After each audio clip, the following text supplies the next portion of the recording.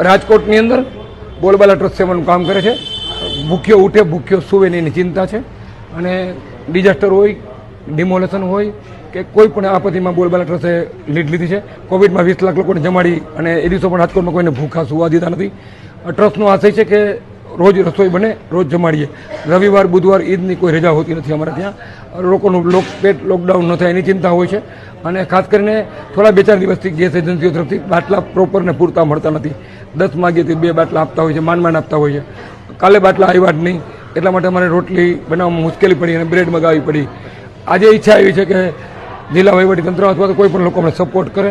જો બાટલા પ્રોપર ને પૂરતા મળી જાય તો બોલબાલા ટ્રસ્ટનું સેવાનું કામ અવિરત ચાલુ રહે અને બોલબાલાનું અન્ન ક્ષેત્ર આ સૌરાષ્ટ્ર ગુજરાતમાં, રાજકોટમાં કોઈ ભૂખ્યો ઉઠે ભૂખ્યો સુવે નહીં એ સંકલ્પ સાથે કામ કરી રહ્યું છે. તો અમને સપોર્ટ કરવા વિનંતી. આજે જ્યારે બાટલાની શોર્ટેજ થઈ હતી એવા સમયે લાકડાનો યુઝ ચાલુ કર્યો. 70% રસોઈ લાકડા ઉપર લઈ ગયા, ચૂલા ઉપર લઈ ગયા. જ્યારે લાકડા ખરીદવા ગયા ત્યારે લાકડા પણ દોઢા બમણા મોંઘા થઈ ગયા છે. ઘણી વાર તો ફ્રી મળતા હતા, પરંતુ આજે વ્યાજબી ભાવે મળવા પણ તૈયાર નથી. ત્યારે આવા સમયે તો બોલબાલા ટ્રસ્ટને લાકડા અથવા બાટલામાં જ્યાં કંઈ સપોર્ટ થાય એવી મારી લાગણી છે.